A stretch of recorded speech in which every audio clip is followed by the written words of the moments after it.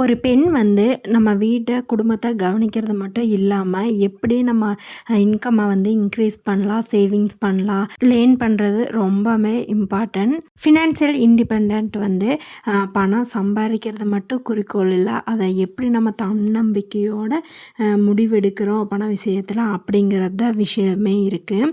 இப்போ வந்து பெண்கள் வந்து ஃபினான்ஷியலாக இண்டிபெண்ட்டாக இருக்கிறதுக்கு ஒரு 5 சிம்பிள் ஸ்டெப் தான் சொல்கிறேன். கண்டிப்பாக இது எல்லா பெண்களுக்குமே யூஸ்ஃபுல்லாக இருக்கும்னு நினைக்கிறேன். அதில் ஃபஸ்ட் ஸ்டெப் என்னென்னா, நம்மளோட பணத்தை நம்ம என்ன பண்ணுறோன்னு ஃபஸ்ட்டு தெரிஞ்சுக்கணும். இந்த இன்கம்மு, சேவிங்ஸு, எக்ஸ்பென்சஸ் இது எல்லாம் வந்து ஃபஸ்ட்டு ஒரு பட்ஜெட் போட்டு தான் நம்ம எதாக இருந்தாலும் செலவு பண்ணணும். ஒரு பட்ஜெட் மூலிமா தான் நம்ம லைஃப்பையே கொண்டு போகணும் பண விஷயத்தில். அப்படி இருக்கும்போது நம்ம ஒவ்வொரு விஷயத்தையும் பண விஷயத்தில் பார்த்து தான் பண்ணுவோம். இந்த ஸ்டெப் வந்து எல்லா பெண்களுக்குமே ரொம்ப ரொம்ப இம்பார்ட்டன்ட்.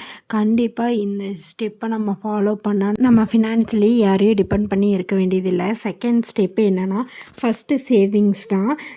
ஃபினான்ஸில் அதிக நாலேஜை நம்ம வளர்த்துக்கணும். எது மூலிமா சேவிங்ஸ் பண்ணலாம், அதுக்கப்புறம் insurance, mutual funds, SIP, tax இதெல்லாம் பற்றி நம்ம நிறைய தெரிஞ்சுக்கணும். நம்ம லேர்ன் பண்ண தான் நம்மளோட பணமும் சேஃப்டியாக இருக்கும். அதிலிருந்து நம்ம எப்படி பணம் சம்பாதிக்கலாம் அப்படிங்கிறதையும் நம்மளுக்கு தெரிய வரும். அதனால் இந்த ஸ்டெப்ஸ் எல்லாம் நம்ம கொஞ்சம் தெரிஞ்சு வச்சுட்டோன்னா நம்ம எதில் இன்வெஸ்ட் பண்ணலாம் அப்படிங்கிறது நம்மளுக்கே ஒரு நாலேஜ் கிடைக்கும். அது மூலியமாக கூட, பணத்து மூலியமாக கூட நம்மளால் அதிகமாக பணம் சம்பாதிக்க முடியும். இந்த மாதிரி எல்லாம் பார்த்து தான் இந்த மாதிரி நிறைய இன்வெஸ்ட் பண்ணும்போது நம்மளுக்கு நிறைய இன்கம் வரும். அது மட்டும் இல்லாமல் நம்மளுக்கு சேவிங்ஸும் இருக்கும். நம்ம யாரையும் ஃப்யூச்சரில் டிபெண்ட் பண்ணி இருக்க வேண்டிய அவசியம் நம்மளுக்கு இருக்காது.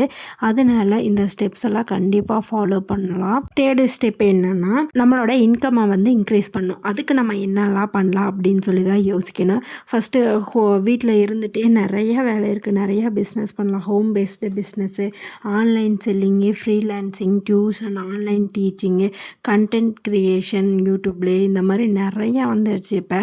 அதனால நம்ம வீட்டில் தான் இருக்கோம். நம்மளால் ஒருத்தங்க டிபெண்ட் பண்ணி தான் இருக்கணும் அப்படின்னு நம்ம எப்போவுமே நினைக்கவே கூடாது. நம்மளோட திறமையை வெளிக்கொண்டு வந்தால் மட்டும்தான் நம்மளால் ஃபினான்ஷியலாக இண்டிபெண்ட்டாக இருக்க முடியும். அதனால் வீட்டில் இருந்துட்டு நம்மளால் என்ன பிஸ்னஸ் பண்ண முடியும், நம்மளால் என்ன ஒர்க் பார்க்க முடியும், ஒர்க் ஃப்ரம் ஹோம் இந்த மாதிரி, இல்லை நம்ம திறமையை வெளிக்கொண்டு வந்து நம்மளால் தனியாக ஒரு பிஸ்னஸ் ரன் பண்ண முடியும், ஒரு ஃப்ரீலான்சிங் பண்ண முடியும், இல்லை டியூஷன் எடுக்க முடியும். இதையெல்லாம் நம்ம பார்த்துக்கலாம்.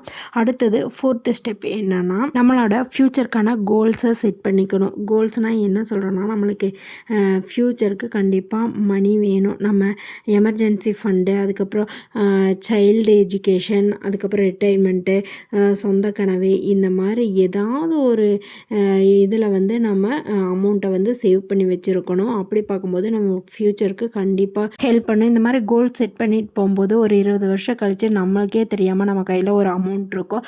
அந்த சமயத்தில் ஒரு 60 வயசு 70 வயசுங்கும் போது நம்ம யாரையுமே டிபெண்ட் பண்ணி இருக்க வேண்டியதில்லை. தன் கையே தனக்கு உதவிங்கிற மாதிரி தெரியும். அப்போ அடுத்தது 5th ஸ்டெப் என்னென்னா, அட்ஜஸ்ட்மெண்ட். யாரையுமே அட்ஜஸ்ட் பண்ணி போகணும். ஆனால் வந்து ஃபினான்ஷியலாக வந்து நம்ம யாரையுமே அட்ஜஸ்ட் பண்ணி போகவே கூடாது. நம்ம சொந்த உழைப்பில் நம்மளால் முடிஞ்ச வரைக்கும் வீட்டில் இருந்தாலும் சரி, வெளியே போனாலும் சரி, நம்மளால் என்ன இன்புட் போட முடியுமோ அது போட்டுக்கிட்டே நம்ம இன்கம்மை இன்க்ரீஸ் பண்ணிகிட்டே போயிட்டே இருக்கணும். அப்படி இருந்தால் மட்டும்தான் நம்ம லைஃப்பில் சக்ஸஸ். யாரையும் டிபெண்ட் பண்ணி இருக்க வேண்டியதில்லை.